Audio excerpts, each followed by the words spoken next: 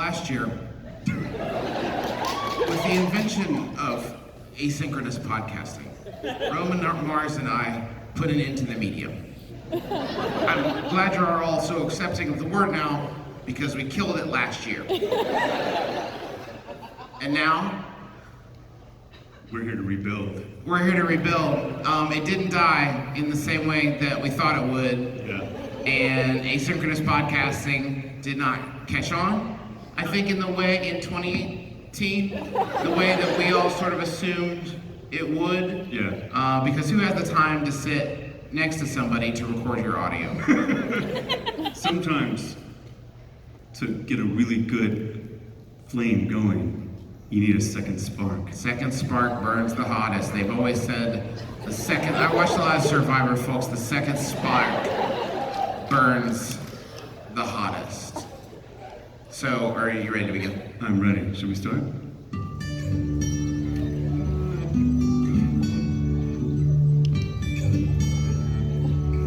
Hello and welcome to Smart Stuff. My name is Justin McElroy. And I'm Roman Mars. And I'm Justin McElroy. Today on Smart So Stuff? Roman, what are we talking about? Roman, what are we talking about? We're going to talk about my favorite piece of graphic design. Uh-huh. Go on.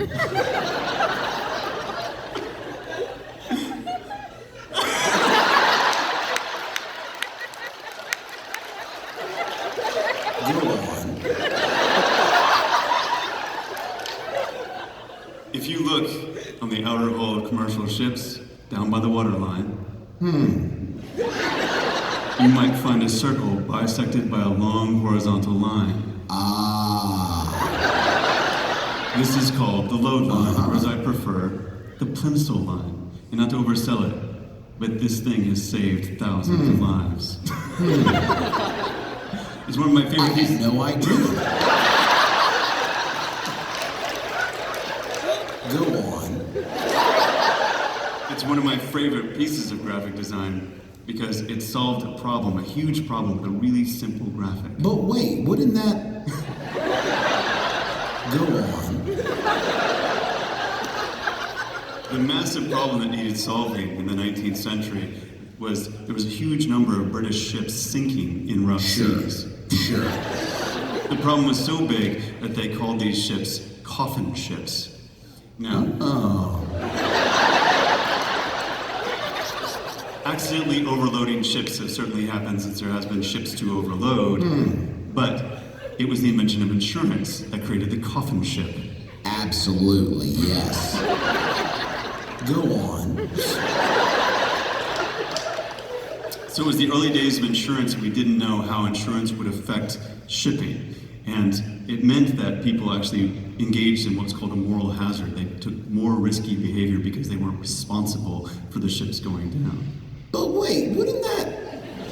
And the unintended consequence of insurance is that ship owners had incentive to sink their own ships and send hundreds of souls to the bottom of the ocean. Oh, I see.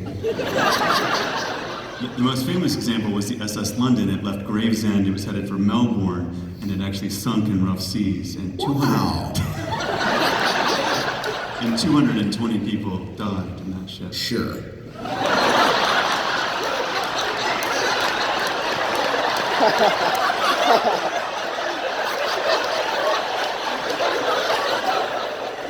Go on.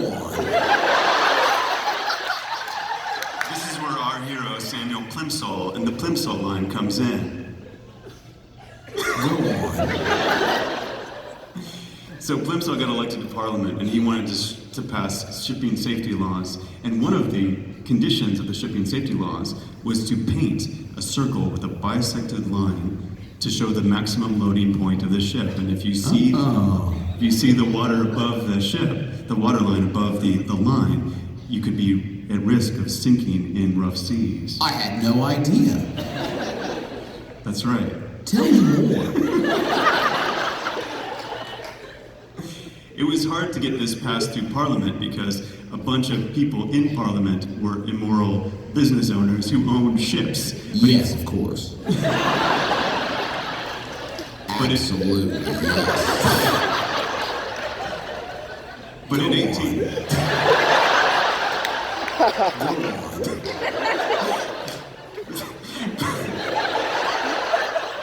But in 1876, the Merchant Shipping Act of Parliament, it was actually the Merchant Shipping Act of 1876 passed, requiring the Plimsoll line to be painted on commercial ships. Uh-huh. So, and still... I had no idea. And Tell me more.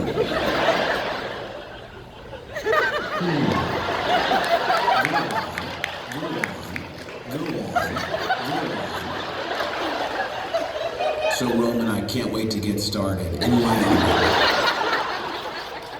Go on.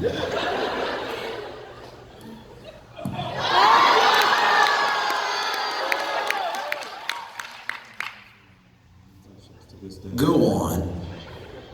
And some form of the Plimsoll line remains on ships to this day.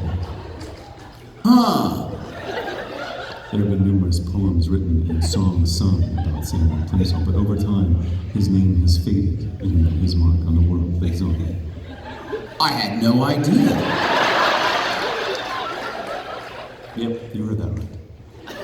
Absolutely, yes. Yeah.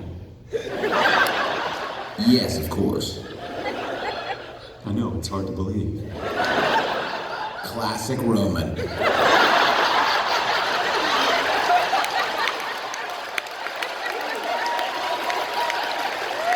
What a fascinating tale.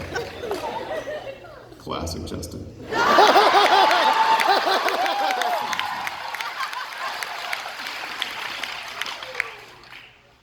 And thank you, Roman. Thank you. Go on. I really mean Sure. it. No. What a great show. What a great show. It's so great to be here, Podcon. Thank you. Thank you so much for having me, Podcon. What a pleasure it is. What a great show. What a fascinating tale. Classic Roman. It's fascinating.